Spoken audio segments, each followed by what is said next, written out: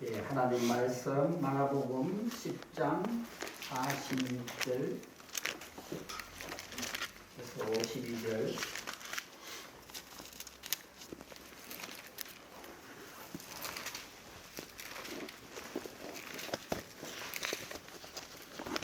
찾으신 줄 알고 제가 공부하겠습니다.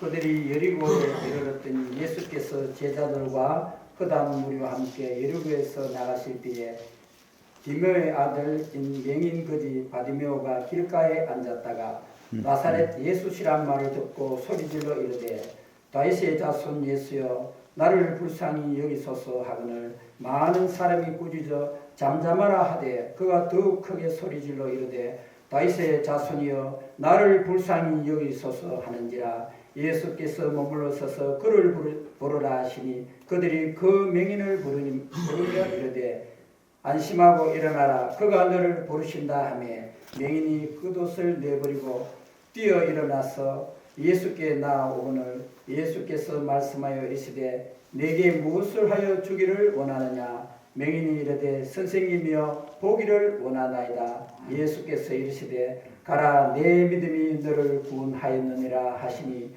그가 곧 보게 되어 예수를 길에서 따르니라. 아멘. 목사님 나오셔서 말씀 전하시겠습니다.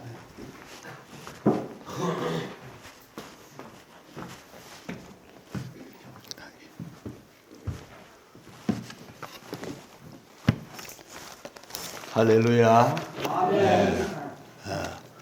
역사적인 재건교회 아닙니까? 그죠? 제가 재건교회에 대해서 여러 논문도 보고 또 책도 좀 봐서 역사를 대략은 알고 있습니다.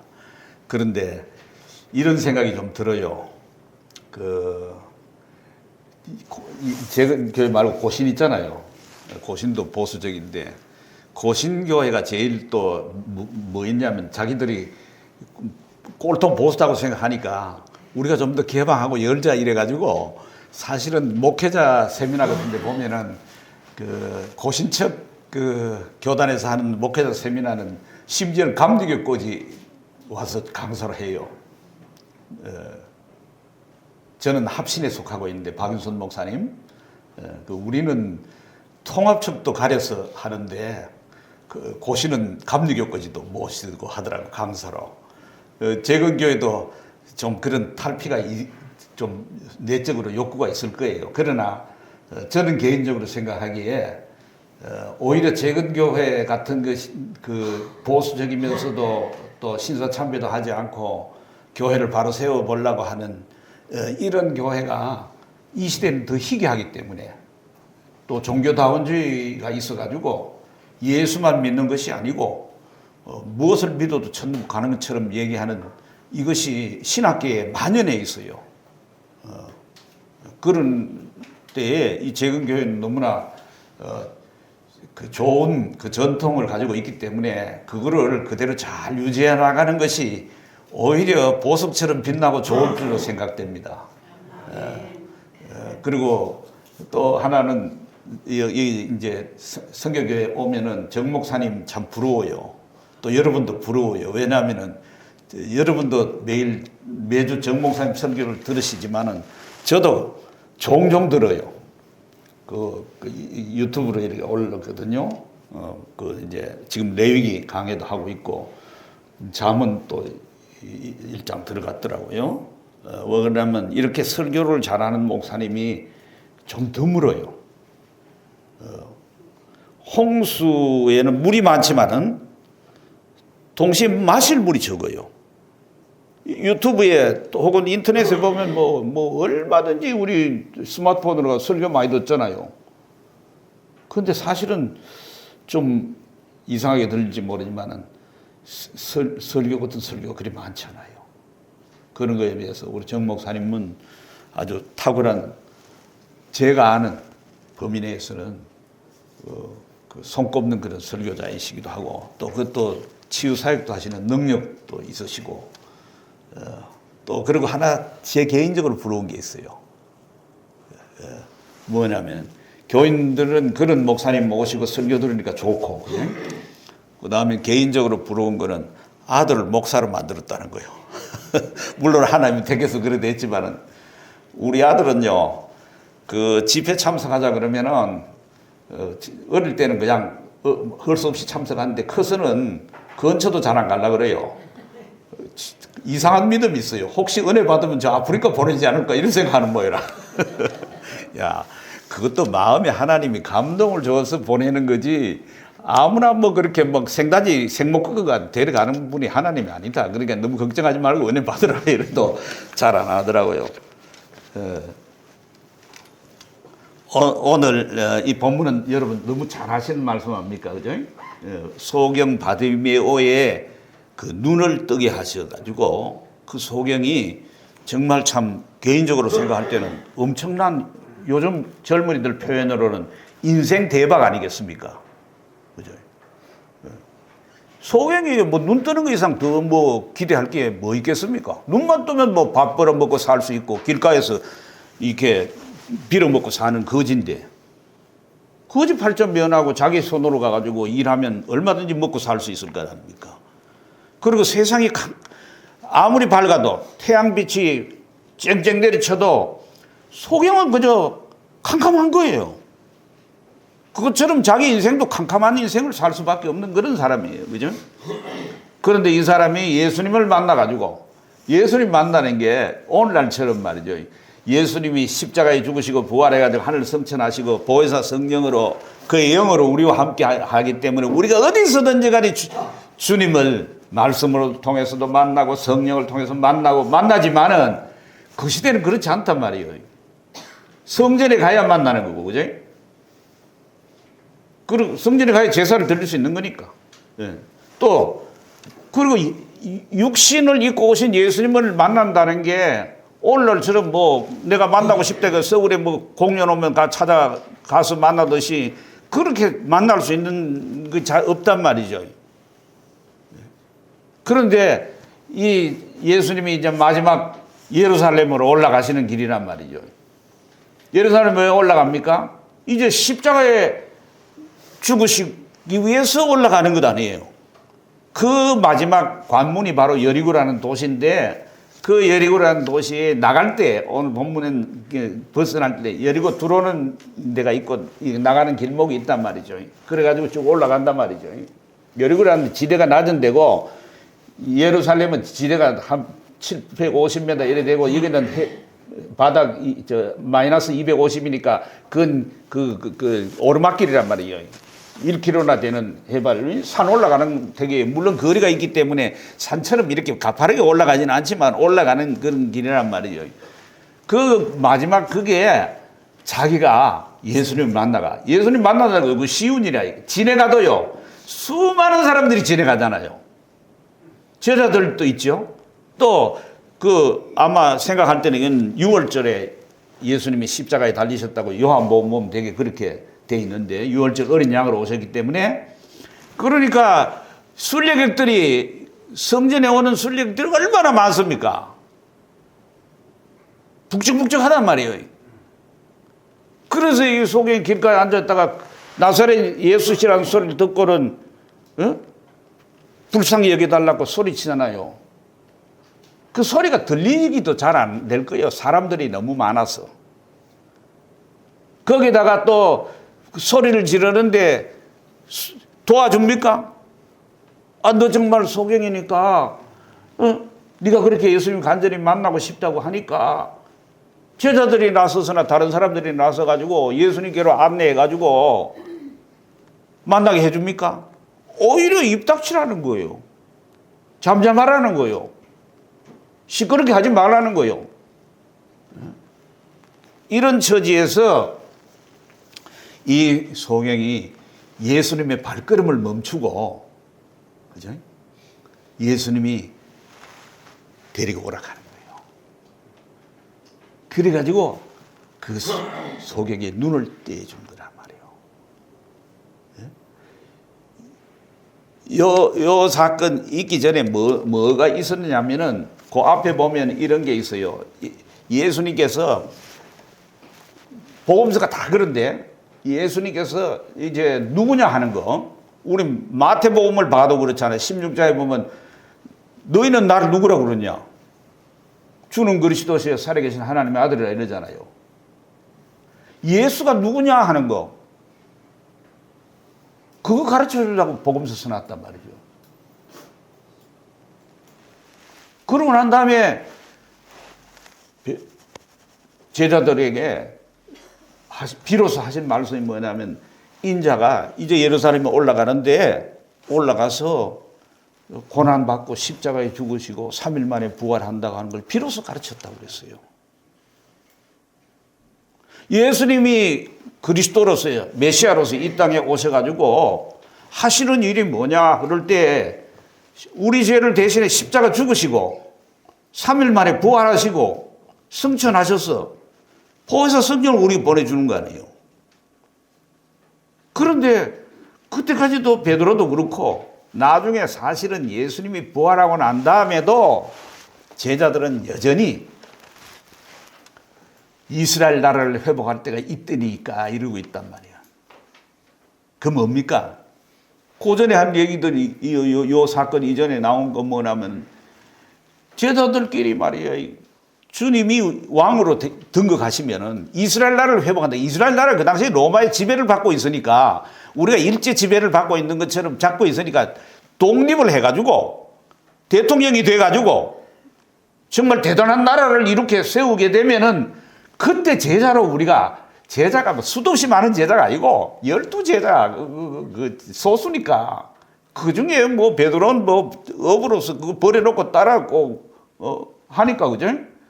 한 자리 줘야 될 거 아니겠어요? 그러면 지금 정치하는 사람들 다 지금 왜 저렇게 자기 돈 들이가 합니까? 다 뭐 하면 한 자리 얻으려고 하거든요. 그것처럼 그렇단 말이에요. 그러니까 하나는 너 뭘 원하냐고 하나는 우편 하나는 좌편에 이러고 있는 거야. 그러니까 또 둘은 그랬다 할지라도 다른 제자들이 그 소리 듣고는 이것들이 저들끼리만 해먹으려고 우리는 뭐야? 그러면서 씩씩거리고 서로 다투고 이럴 때였어요. 그럴 때 이제 우리가 마가복음 전체에 뭐 마가복음이 그 딱 어느 것이 핵심 요절이라 이건 없지만은 대개 우리 성경 읽은 마가복음 1장 1절에 하나님의 복음이 시작이라 이렇게 나오고 그죠? 그 다음에는 이제 요절을 뽑으라 이러면은 오늘 읽지는 않았지만 바로 그 앞절 10장 45절 10장 45절 그러면 인자가 온 것은 섬김을 받으려 함이 아니라 도리어 섬기려 하고 자기 목숨을 많은 사람의 대속물로 주려 함이니라. 요게 이제 마가복음의 핵심 요절이라고 되게 생각해요. 그 뭐 거의 그 성경을 연구한 학자들도 그렇고 누구든지 성경 읽으면 되게 요 구절 이 구절의 뜻이 뭡니까? 너희들 전부 높아지려고 그런단 말이야. 서로 높아지려고 지금 다투는 거예요. 이거는 뭐 옛날도 그러지만 오늘날 또 교회 다 그래요. 대구 성경교회는 별개다. 저는 별개다 생각 안 해요. 사람 사는데 다 똑같지 뭐. 그죠? 목사들의 세계는 별개일 거다. 잘 섬겨가지고 다 서로 섬기려고 할 거다. 안 그래요. 그것도 가면 똑같아요. 사람은 거기서 거기라. 그런데 인자라는 예수님 자신 아니 그죠? 내가 온 것은 섬김을 받으려 하면 섬기러 왔다. 예수님 도대체 어떻게 섬기느냐? 우리 흔히 생각할 때 예수님 뭐 섬기는 거는 제자들의 발을 씻겨줬다. 그 목사님이 교인들 섬길 때 맨날 발 씻어주고 이러면 섬기는 거겠어요? 그 하나 본을 보인 거죠. 그죠? 이런 자세로 섬기는 거다 하고 본을 보인 것이고 목사님이 섬기는 최대는 뭐라니까 하나님 말씀 열심히 연구하고 묵상하고 준비해가지고 영의 양식을 장 공급해 주는 거, 그죠? 그리고 성도들을 위해 기도해 주는 거, 그죠? 목자로서 돌아봐 주는 거고. 장로님들 마찬가지. 최고로 잘 섬기는 게 뭐예요? 맨날 교통 정리하고 뭐 이렇게 해가지고 뭐 예배당 청소하는 게 제일 잘 섬기는 거예요. 물론 그것도 중요한 일이죠. 가장 잘 섬기는 거는 교회를 평안하게 잘 다스리는 거예요. 장로님의 한 일이 그거 아닙니까? 그죠? 다스리는 일이니까, 그죠? 안수 집사님들 한 일이 뭐예요? 긍휼히 여기는 거죠, 그죠? 예수님이 지금 오셔서 섬기는 거이 뭐냐니까 예수님께서 성경은 여러 가지 있죠. 병을 고쳐준 것도 있고 귀신을 내쫓은 것도 있고 하나님 보험을 전하는 것도 있고 그죠? 각종 이적을 베푸는 것도 있지만은 예수님이 섬기는 것을 한마디로 이 10장 45절에 대속물로 준다 그래요. 대속물. 대속물인데 이 대속물이란 말이 이게 성경이요. 여러분 잘 아시다시피 1800년대에 번역된 거예요. 1880년, 85년에 이제 언더우드 아펜젤러 선교사가 돌아왔기 때문에 그 이전 고무렵이에요. 고종 때예요. 고종 때.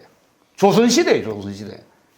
그러니까 전부 용어들이 지금 많이 성경을 몇 번씩 바꾸면서 개정 개혁까지 나오면서 용어들을 바꿨고 요즘은 새 한글 성경이라는 게 나와가지고 더 쉬운 현대어로 바꾸지만은 처음에 썼던 그 단어를 잘 못 바꿔요. 그러니까 그가 그때 번역한 걸 그대로 가져와요. 그게 뭐냐면 조선시대 쓰는 용어예요.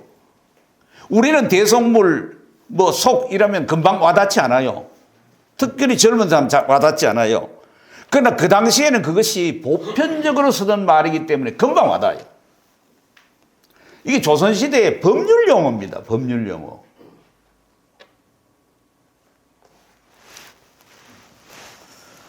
뭐냐면 이런 거예요. 이 속전이라는 게 있는데 디모데서에 보면은 속전이라고 그러는데 그 포로로 사람이 잡혀가거나 누가 감옥에 들어가 있어요. 그러면 그 감옥에 들어갔거나 포로로 잡혀간 사람을 풀어올 수 있어요. 방법은 여러 가지 있지만 그중에 하나는 형기 다 채우면 풀려나죠. 그런데 형기가 다 채워지기 전에 또 풀어올 수 있어요. 그게 뭐냐면 돈을 갖다 바치면 돼요. 이거는 뇌물이 아니고 공식적으로 갖다 바치면 돼요. 그때는 돈은 많이 없었기 때문에 주로 광목 같은 거 있죠. 배, 옷감 말이요. 이런 거 갖다 바치는 거예요. 그런 걸 가르쳐서 속한다 그랬어요. 그래서 이수정이라는 사람이 우리말 성경을 최초로 번역한 사람인데 그 사람이 일본에 있으면서 마가복음을 번역했습니다. 이 부분을 뭐라고 번역을 했느냐 하면은 우린 지금 대속물이라 했지만 속한이라 이렇게 번역했어요. 속한이라. 속이란 말을 썼어요. 그 속이 뭐냐면 바로 법률적으로 제도적으로 국가에서 그렇게 해놓은 게 있어요. 이거는 오늘날 대통령이 사면하는 거하고 달라요. 사면은 아무런 이유 없이 형기가 남아 있음에도 불구하고 뭐 국민의 화합을 위해서라든지 뭐 이런 목적으로 대통령이 임의로 형기를 감해가지고 석방시키는 게 사면이에요. 이거는 뭐 갖다 바치고 이런 게 없어요. 그런데 이 속은 갖다 바쳐야 돼요. 이거는 조선시대만 있었던 게 아니고 고려시대도 있었어요. 고려시대에 이런 예가 실제로 있어요. 원나라가 저 몽골이 말이요. 우리나라 이 전쟁이 일어나면은 피해를 보는 게 젊은이들 다 잡아가고요. 노동력이잖아요. 그 다음에 아내들 처녀들 다 데려가요. 끌고 가요. 그런데 어떤 사람이 실제 있은 일이에요. 어떤 사람의 아버지하고 형이 잡혀간 거야. 그런데 즉 돈을 갖다 바치면은 풀어올 수 있어요. 그래가지고 그 아버지 잡혀간 아들, 그 둘째 아들이 말이에요. 열심히 살기도 어려운데 열심히 일을 해가지고 돈을 좀 모았어요. 오늘 설교 길게 합니다. 1시 반에 오후 예배네요. 그죠? 어차피 그때 그지 뭐 점심 잡수시고 또 이제 또 예배 드려야 되니까 뭐. 그죠? 괜찮지요? 괜찮습니다. 맨날 왔다 갔다 하는 거 아니니까 뭐. 벌었는데 이 돈이 두 사람 몫이 안 되는 거야. 아버지하고 형님 몫이 다 되면은 갖다 주고 풀어오면 되는데 이게 한 사람 몫밖에 안 되는 거야. 누구를 풀어와야 돼요? 이 문제가 생긴 거야. 그래서 고민을 하는 거야. 그런 기록이 남아 있어요. 그 드라마로도 우리 방송도 된 적이 있어요. 그 사건이. 그런데 뭐냐면은 할 수 없다. 아버지를 풀어보자. 그래야 참 아버지도 자기 아들을 낳아놓고 자기만 풀려오니까 부모 마음은 그럴 거 아니겠어요. 차라리 나는 인생 이만큼 살았으니까 나는 그저 거기서 끝내더라도 우리 큰아들 풀어줬으면 좋겠다 하지만은 그게 마음대로 안 되는 거야. 그래서 아버지가 풀려나면서 애달파했던 그 스토리가 있어요. 그때 바치는 게, 그때 갖다 바치는 돈이 이 속이라는 거예요. 그걸 우리는 속전이라고도 하고 이 대속물이라고 하는 거예요. 그래 예수님이 우리 죄를 대신해서 우리 자신의 목숨을 지금 예루살렘에 올라가서 십자가에서 우리를 대신해서 목숨을 바쳐주시는 것. 이 제물이 되는 이것이 십자가에 죽으신 이것이 바로 우리를 섬긴 최대의 섬김이라 이 말이에요. 그 얘기를 지금 하는 거예요. 그러고 난 다음에 예수님이 이제 예루살렘에 이제 올라가시기 전인데 마지막에 이제 가다가 이제 이 맹인 소경 혹은 요즘 시각 장애인인데 이 사람 이름이 나와 있죠. 디메오의 아들 바디메오라고 그랬어요. 소경 이름이 성경에 잘 안 나와요. 근데 여기만 이래 나와 있어요. 이게 본명인지 아니면 디메오의 아들이라는 뜻으로 쓰여있는지는 모르지만 아무튼 디메오의 아들이라도 뭐 사람 누구라는 건 지목되고 뭐 그대로 이름이라도 지목되는 건 사실인데 이 사람을 마지막으로 딱 고쳐주시고 예루살렘으로 올라가는 거예요. 여기 이제 한번 보십시다. 이 사람이 어떻게 됐는가? 46절에 보면 그들이 여리고에 이르렀더니 예수께서 제자들과 허다한 무리와 함께 여리고에서 나가실 때 디메오의 아들인 맹인거지 바디메오가 길가에 앉았다가 나사렛 예수시란 말을 듣고 소리질러 이르되 다윗의 자손 예수여 나를 불쌍히 여기소서 하거늘 그랬습니다. 무슨 말입니까? 이는 그저 맹인이다 이렇게만 안 해놓고 여기 분명히 거지라 해놨어요. 요즘은 맹인들도요 암말을 하든지 뭘 이렇게 해가지고 먹고 사는 데는 지장 없는 그런 직업을 가질 수도 있어요. 이때는 이게 안 돼요.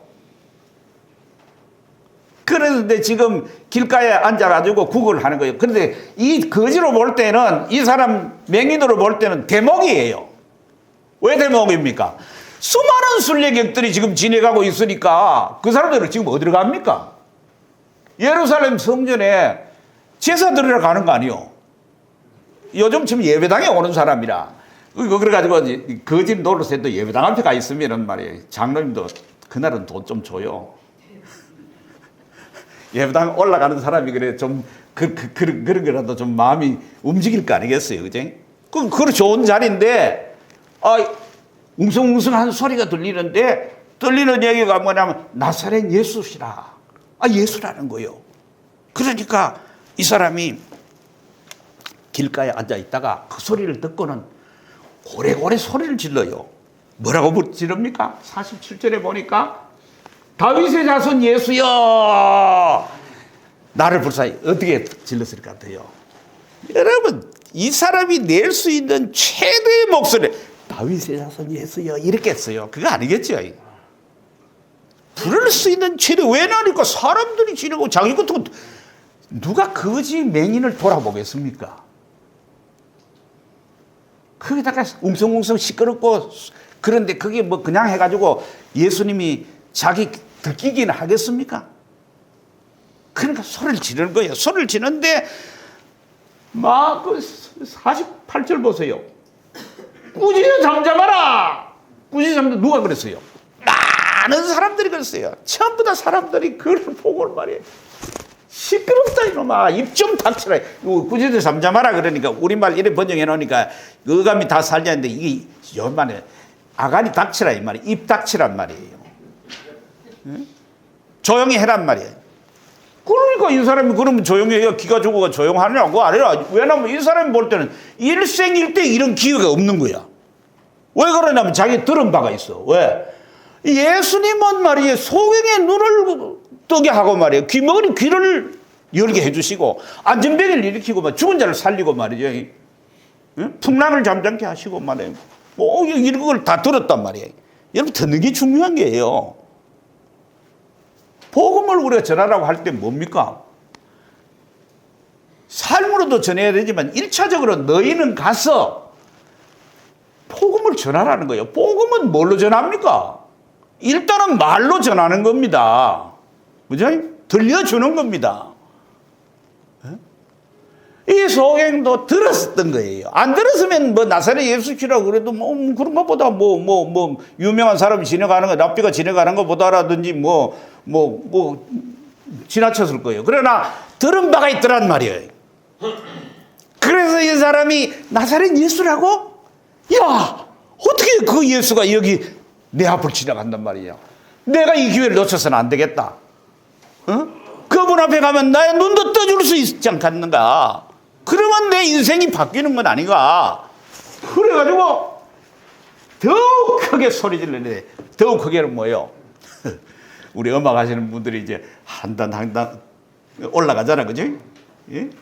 우리가 유명한 저 보험 가수 소양, 예? 얼마나 더 하이로 올라가면, 그죠? 그렇게 더욱 크게 다윗의 자손이여 나를 불쌍히 여기소서. 여러분 기도 중에 제일 좋은 기도가 불쌍히 여겨달라는 거예요. 이걸 끼리의 엘레이소냐 그러는데 천주교에서 이거 많이 해요. 주여 우리를 불쌍히 여기소서. 주여 우리를 불쌍히 여기소서. 주여 우리를 불쌍히 여기소서. 때로는 많은 말이 필요하지만은 이거예요. 근데 이상하게도 예수님이 머물러 서신 거야. 그를 부르라. 그들이 맹인을 부르며 이르되 안심하고 일어나라. 그가 너를 부르신다 하되 맹인이 겉옷을 내버리고 뛰어 일어나 예수께 나오는 뭔 말인가? 수풀이기 탁 튕기듯이 그 얘기를 들으니까 예수님께 달려간 거야. 어떤 사람은 해석하기를 완전 소경은 아닌 모이다. 좀 그래도 앞에가 흐릿하게 보였길래 쫓아갔겠지 하지만은 이 맹인들은 시각이 발달돼 있어요. 그죠? 그래서 알 수 있다는 거예요. 그런데 겉옷을 번역을 하는데 겉옷이라는 게 뭐예요? 우리가 그냥 생각하면 겉옷을 이렇게 입고 있으니까 왜 겉옷을 내버리고 간 거를 겉옷을 갖다가 옷 벗고 쫓아가는 사람이 옷 입든지 뭐니 있는 대로 바로 쫓아가야지. 아마도 이 겉옷이라는 것은 그 당시 가난한 사람들은 이걸 낮에는 이 더운 지역 아니면 그죠? 그 낮에는 그걸 깔고 있다가 밤에 되면은 그걸 이불로 써요. 그렇기 때문에 출애굽기 율법에 보면 이런 게 있어요. 겉옷을 저당 잡혔을 때는 저당 잡히니까 뭐 없으니까 그거라도 갖다 뭐 좀 얻어 먹으려고 그런 거 알겠어요. 해지기 전에 그걸 돌려주라 그랬어요. 돈 안 갚더라도 돌려주라는 거예요. 왜? 그 사람은 그거를 덮고 자야지. 그 이불이야. 노숙자 생각하면 돼요. 그러니까 이거를 안 돌려주면 그 사람 밤에 또 덥지만은 밤엔 또 춥단 말이야. 그러니까 그거 안 된단 말이에요. 그러니까 돌려주라는 거예요. 그만큼 긍휼을 베풀라는 거죠. 그게 중요하단 말이야. 우리가 아무한 급해도 내 재산 다 아니요 이 사람에게로. 이거라도 챙겨가 가야지. 요즘 치면 스마트폰 놔놓고 갈 수는 없잖아요. 그렇지만 튀겨나간 거예요. 근데 예수님께서 그를 보시고 하신 말씀이 뭡니까? 내게 무엇을 하여 주기를 원하느냐 이런 거예요. 그래서 이 사람이 하는 말이 선생님이 보기를 원하나이다 그랬어요. 여러분 예수님은 그 소경이 부르짖지 않아도 아실 수 있는 분이에요. 왜? 그분은 하나님이시니까. 그죠? 또 그 소리를 들었고 멈춰서서 그를 부른 것은 그를 긍휼히 여기고 그를 고쳐주실 의향이 있어서 그래요. 그러나 예수님이 그 사람이 물은 것은 무엇을 하여 주기를 원하느냐 물었어요. 물어볼 필요 있습니까? 뻔한 거 아닙니까? 네 원하는지 네가 뭘 원하는지 내가 안다. 눈도 떠여주고 제자들 보고 먹을 거나 뭐 가지고 있으면 그거 좀 주라. 여비라도 줘라. 고향으로 돌아가게라든지 뭐 어떻게. 응? 기본적인 생활 자금이라도 쓰게 할 수도 있는데 무엇을 하여 주기를 원하느냐 그랬어요. 무슨 말입니까? 주님은 다 아시지만은 우리의 기도를 필요로 하는 거예요.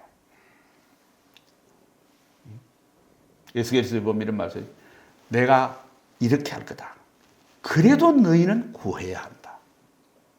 몰라서 아니에요. 어떤 사람은 전에 저보고 그러더라고요. 목사님, 하나님, 너는 뭐 일평생 내 필요한 거 알아서 다 해주십시오. 한마디 기도하면 되지. 뭐 계속 기도합니까? 그러나 주님은 뭘 원하느냐? 내 입으로, 믿음으로 고백. 그럼 이 사람이 원하는 게 다 다를 수 있어요. 박윤수 목사님 그런 말씀하세요. 사람은 자기 기도를 먹고 산다. 기도를 먹고 산다. 기도의 사이즈가 그의 믿음의 사이즈단 말이에요. 사람 믿음대로 사는 거예요, 사실은. 사람은 자기 기도한 대로 사는 거예요. 그래서 이 소경은 예수님에게 보기를 원한다 이랬어요. 근데 이 보기를 원한다는 말이 그냥 눈 떠서 나도 이제는 이제까지 내 인생이라는 거는 이 바깥 세상을 보지를 못했는데 보기만 하면 내 가족도 만날 수 있을 것이고 보기만 하면 내가 생활도 해나갈 수 있을 것이고 보면 나는 막 인생 됐다. 그거로서 뭐 더 이상 다른 건 안 도와줘도 됐다. 이런 말이 아니고 이게 초대교회에 이런 게 있어요. 책이 하나 남아있는 게 있는데 예수님 당시에선 엘리엘리라마 상단에 하는 이게 여러분 그 말 성경에 나오잖아요. 그게 아람어란 말이요. 예? 예수님 당시 그런 말을 썼는데 그런 말로 쓰여진 이 책이 하나 있어요. 디아테사론이라는 책인데 그 책은 뭐냐면은 우리가 성경 복음서는 마태복음, 마가복음, 누가복음, 요한복음 4개 아니에요. 그죠? 근데 같은 사건이 비슷한 게 많이 있잖아. 그죠? 그러니까 이거를 전부 연대기적으로나 이렇게 조화시켜서 한 권을 만들 수 있어요. 그래서 이 성경을 풀어서 쓴 게 주석인데 뭐 아이들 얘기를 하면 동화전과 같은 거예요. 그 가운데는 마태복음은 마태복음대로, 마가복음 마가복음대로, 누가복음 요한복음대로 이렇게 해설해 놓은 주석도 있고 칼빈이 쓴 주석처럼 보면은 거기에는 이게 하모니라 그래서 이게 좀 종합해 가지고 연대기적으로 쭉 이렇게 쓴 게 있어요.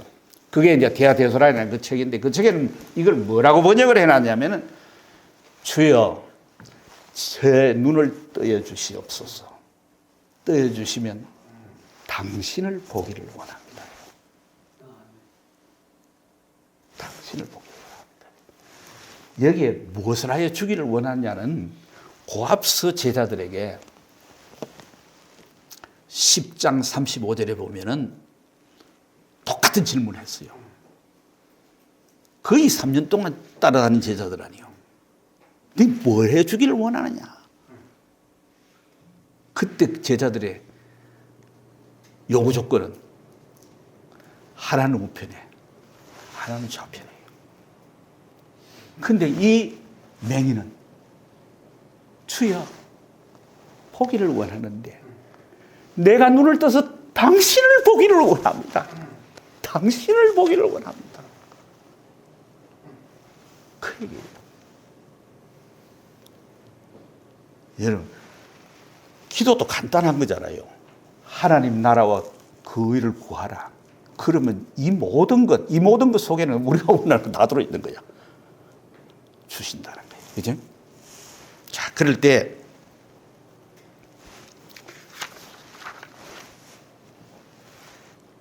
예수께서 뭐래요? 가라.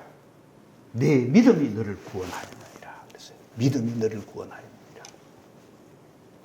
그랬더니 마가복음에 늘 나오는 대로 10장 52절에 보니까 곧 마가복음에 곧이란 말이 잘 나와요.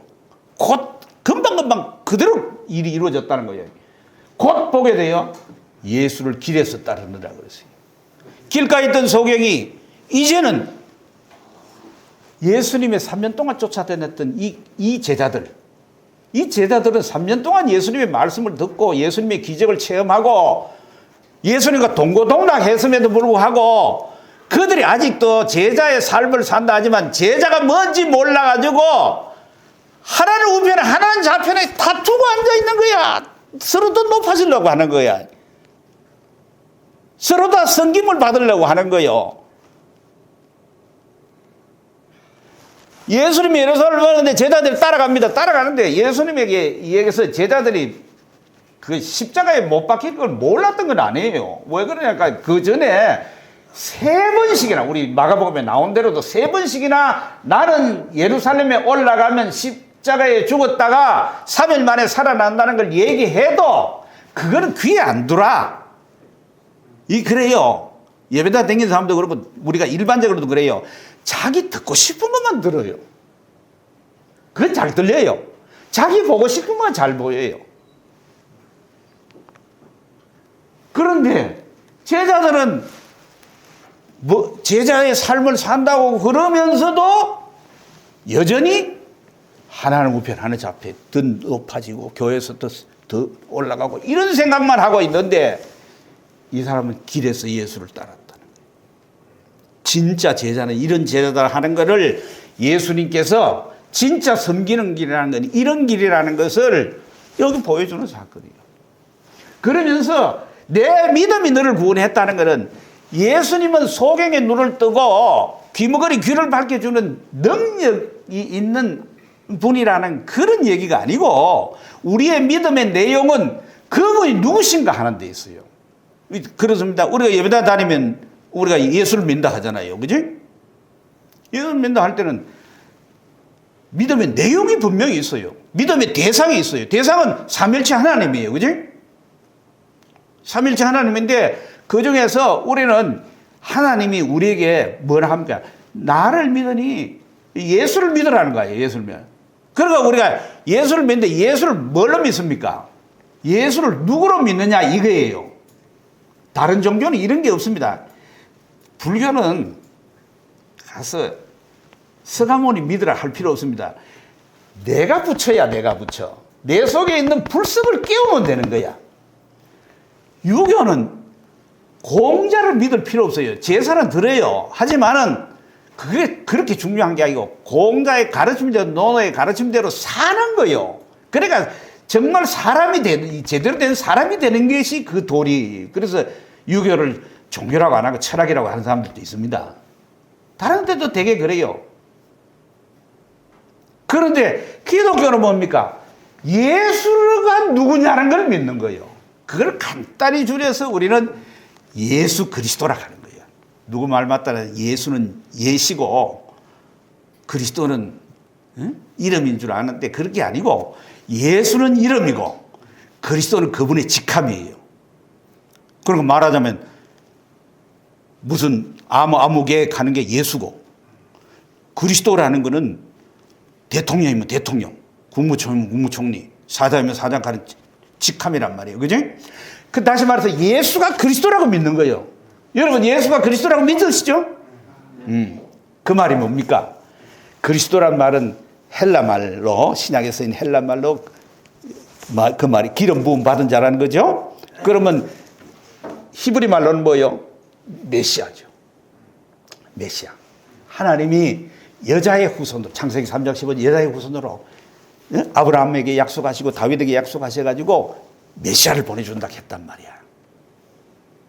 그래서 이 맹인이 말이죠. 처음에 나사렛 예수란 말을 듣고 부르짖는 게 다윗의 자손이라고 불렀어요. 다윗의 자손이란 말은 그 나사렛 예수 내가 들었고 알고 있는데 그 사람은 그 조상이 다윗이야. 그러니까 다윗의 집안의 그 후손이야. 이런 말이 아니에요. 물론 예수님은 육신적으로 다윗의 후손이 분명해요. 그러나 이건 신앙 고백이에요. 무슨 신앙 고백이냐 하니까 모세라는 선지자를 통해서는 나와 같은 선지자 하나 보내주시겠다. 그러니까 유대인들이 늘 묻는 건 뭐예요? 오실 그분이 당신이니까. 오실 그 선지자라. 그렇게 한 거예요.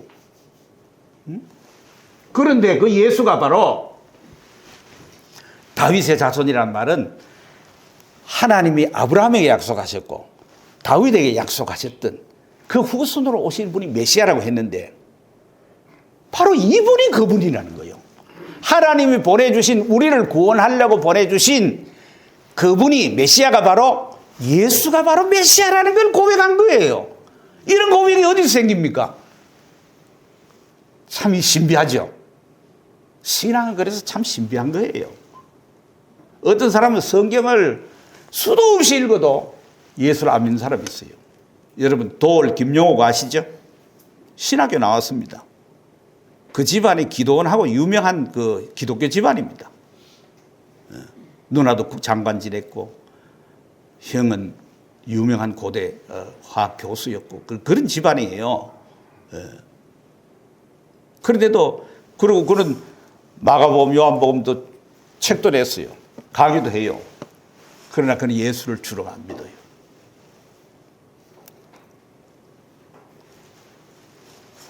다윗의 자손 예수라는 것은 예수님 당신이 바로 하나님이 우리에게 보내주셔가지고 성령을 부어주셔가지고 우리를 구원하여 주시려고 보내주신 그분이라는 거예요. 그분이라는 거예요. 이게 신앙 고백이에요. 이 고백이 내 믿음이에요. 내 믿음이 너를 구원했다는 거예요. 그 믿음이 너에게 눈을 뜨게 하고 그 믿음 구원이라는 것은 좁은 의미에서는 이게 이제 속에 눈 뜨는 것도 구원이에요. 붙잡혔다가 풀려나는 것도 구원이고 그러나 궁극적으로는 죄와 사망과 영원한 지옥의 심판과 사탄으로 벗어나는 게 구원인데 구원을 받았다는 걸 예수님으로부터 선포를 받았다 이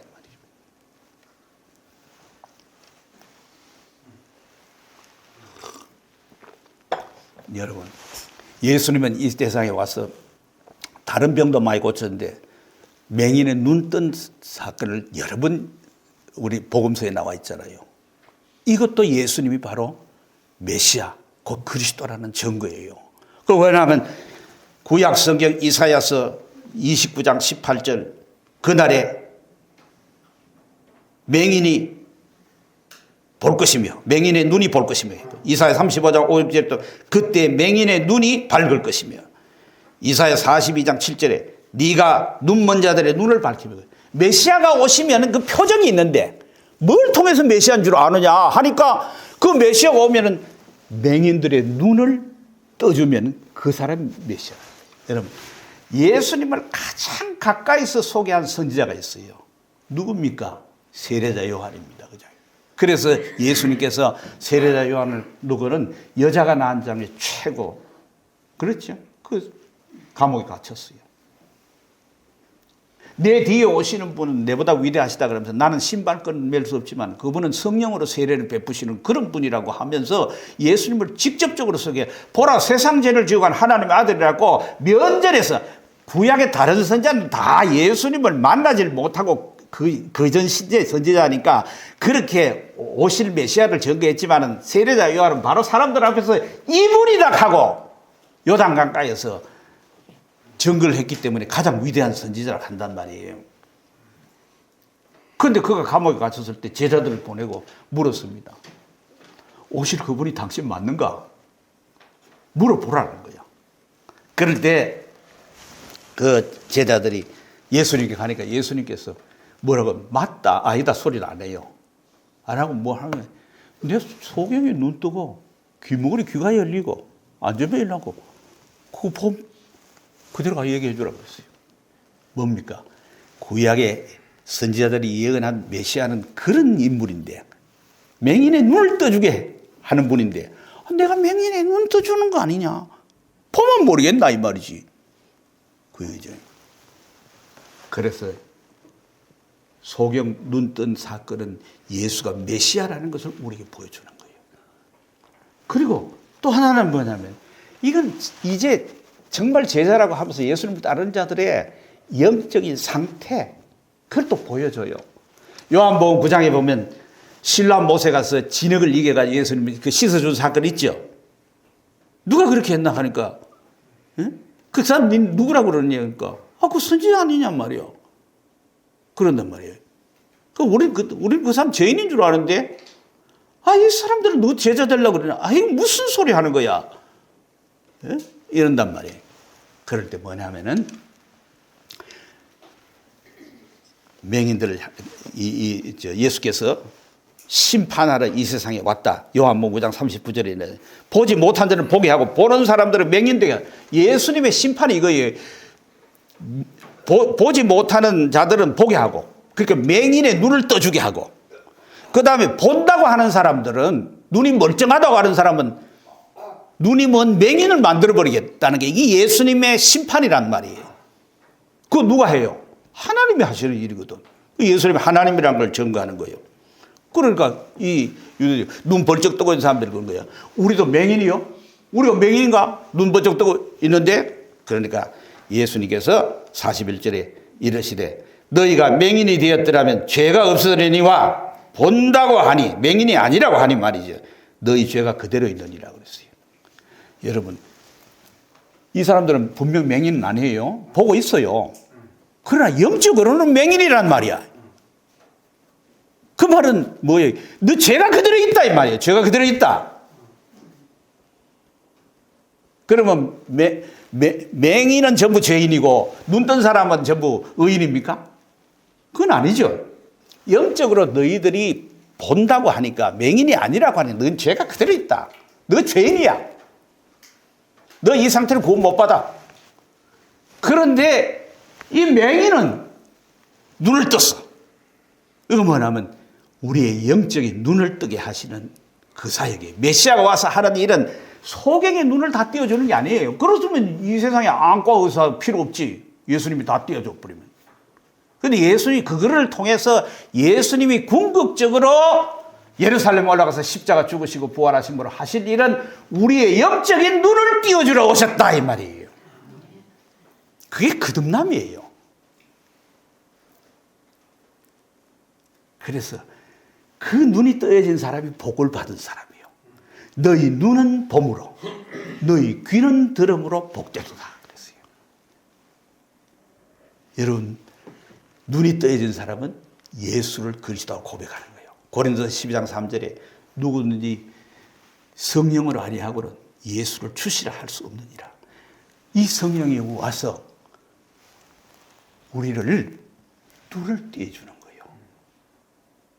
그렇죠. 니고데모가 한 말씀 있죠. 너는 말이야 이스라엘 선생 그것도 모르냐?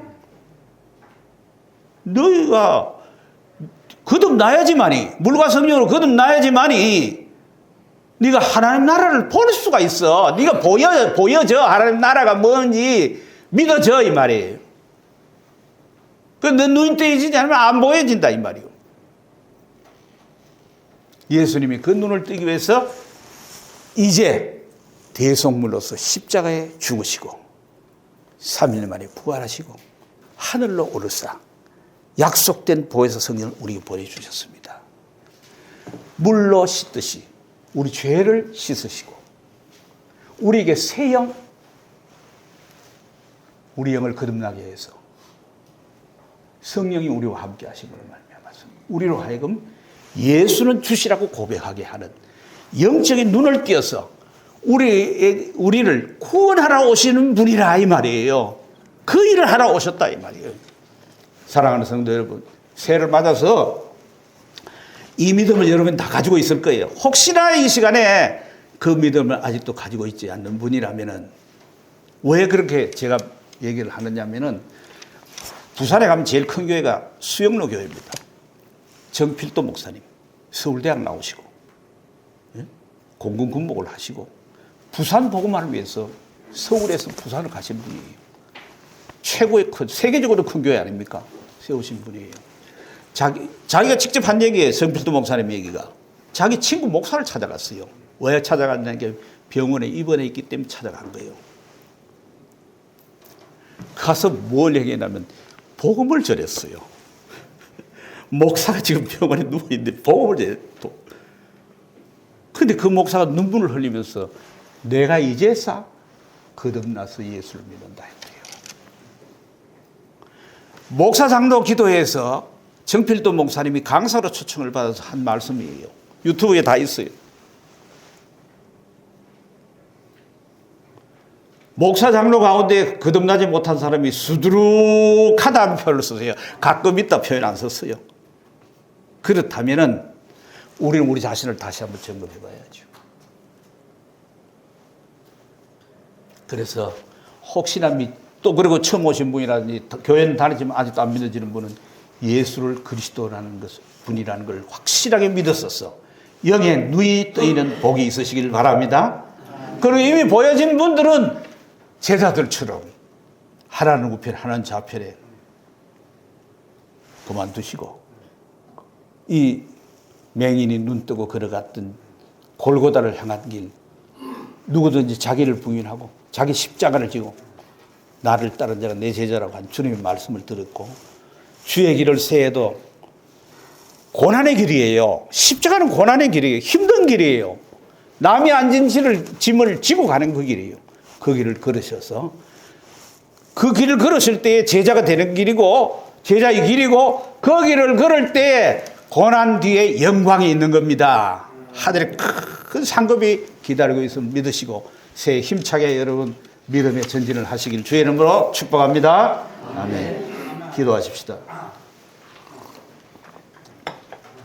사랑하시는 주님, 주님은 영적으로 소경된 우리들의 눈을 떠주기 위해서 이 땅에 육신을 입고 오셔서 다윗의 후손으로서 십자가에 죽으시고 부활 승천하셔서 우리의 죄를 사해 주실 뿐만 아니라 약속된 보혜사 성령을 통해서 우리를 거듭나게 하셔서 새 생명을 우리에게 주신 것을 감사합니다. 우리의 구원을 베푸신 걸 감사합니다.